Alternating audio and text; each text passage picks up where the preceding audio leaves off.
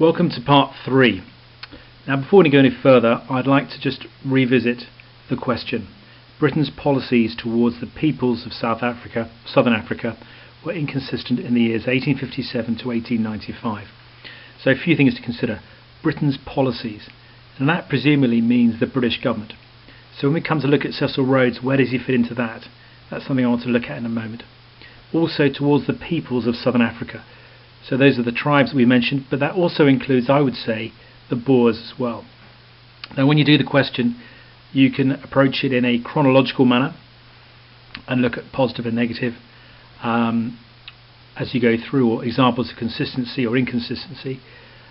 Or you can approach it looking at the two sides, ways in which the British policies were seen as protecting indigenous peoples' working interests, and then ways in which they weren't, and have a sort of two sides to the essay. And that can also be done chronologically or not. It's up to you. The main thing is to have an introduction, have 3 or so paragraphs that look at the arguments and reach a conclusion. It may be more than 3 paragraphs, of course. You're writing between 1,000 and 1,200 words. You're typing it up, so you've got time to spell check it. You've got time to make sure that it flows and that one point leads to the next or can be contrasted with the next point.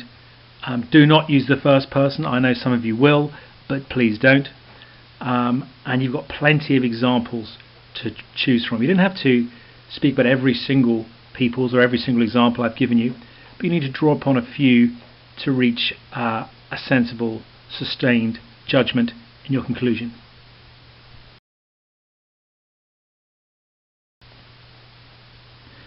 Now Cecil Rhodes obviously looms over this period and also this geographical region, and he's still a figure who's controversial. Some examples here. Top right, you've got a statue of Cecil Rhodes in Oxford.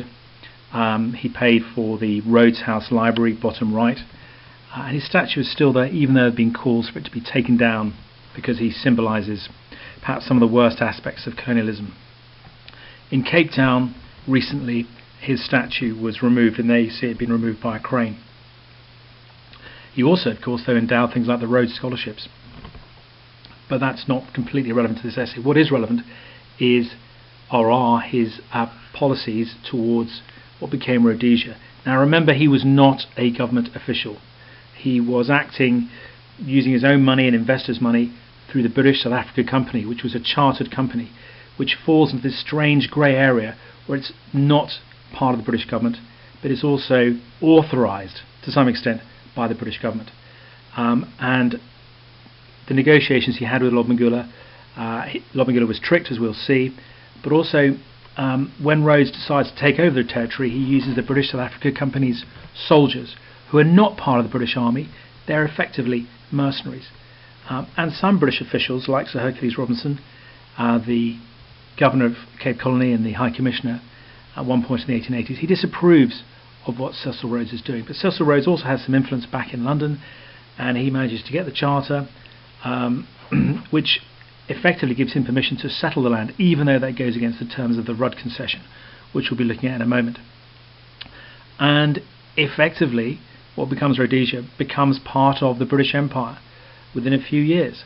So therefore, is that British policy? Well, not really, but it's allowing him to get away with this could be seen as British policy. So it's not completely straightforward, and I find it confusing when looking at that particular example. You don't have to dwell on the example of Rhodes and Rhodesia, but I think it's one worth mentioning at some point. In this slide, we can also see what else? A contemporary cartoon of him bestriding Cape Takaro. That was his ambition anyway. Bottom left, we can see where he was buried in a place called the Matopos near Bulawayo. Absolutely stunning scenery, big boulders as far as the eye can see. And the fact he chose to be buried there shows that in some senses he had a sort of affinity with Africa, had a love for the place, but on the other hand, we have to look at his record. He was ruthless.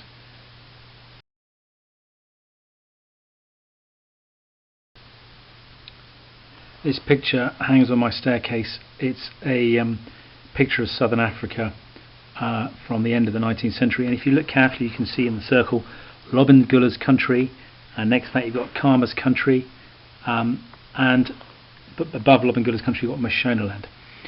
Now the Lobengula was a Matabele. The Matabele were cousins of the Zulus, and they had been kicked out of Zululand in the early 19th century, moved up to this territory where they had defeated the Mashona. And in fact the rivalry between those two groups was to continue until the 1980s, when Robert Mugabe, who was a Mashona, waged war on the Matabele in Bulawayo. But I'm digressing. Cecil Rhodes thought there might be gold here. There turned out not to be gold, but the real significance of this is that it becomes a country known as Rhodesia, named after Cecil Rhodes, and poor Lobengula was effectively tricked out of his country by Cecil Rhodes' lieutenants, who we'll be looking at in just a moment.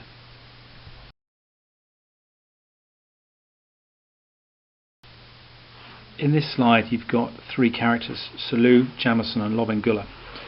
And Lobengula was to be betrayed by both Selous and Jameson. Selous was a well-known hunter who knew the area very well, and he had a friendly relationship with Lobengula, who had allowed him to hunt in this area. But Selous was to lead in a column of settlers in 1890. Next to him you've got Jameson, who we're familiar with. Jameson at one point was Lobengula's doctor and treated him for gout, so Lobengula trusted him and made him an honorary warrior. But it was Jameson who persuaded Lobengula to accept the terms of the Rudd Concession in 1888, which allowed mining people to prospect for minerals in Lobengula's land. The charter for the British South African Company to be in this territory was granted by Queen Victoria in 1889, which allowed for settlement going against the terms of the Rudd Concession. And 1890 is when settlers started to move in, led by Selous. Selous was quite a character. In fact, he finally was killed in World War I in his 60s, fighting on the Western Front. But again, we can see people abusing the trust placed in them by an African chief.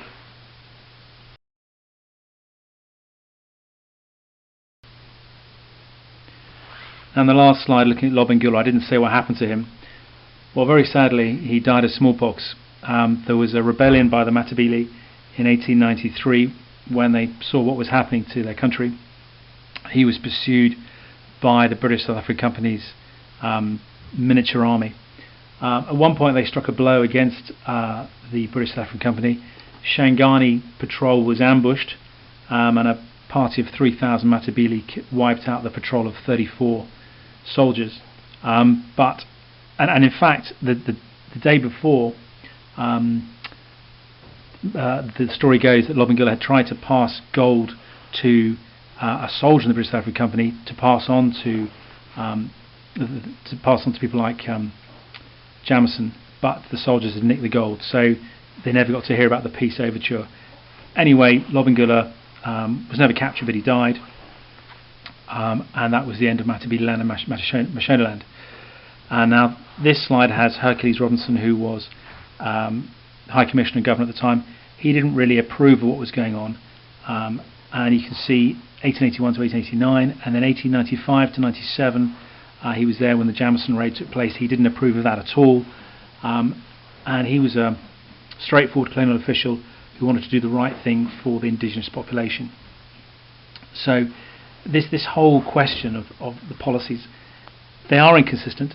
Sometimes indigenous population being protected, sometimes there's outright annexation and exploitation. Sometimes the interests of unscrupulous individuals like Cecil Rhodes also affect the British government's actions. So it's a complicated story, and I think quite a challenging essay.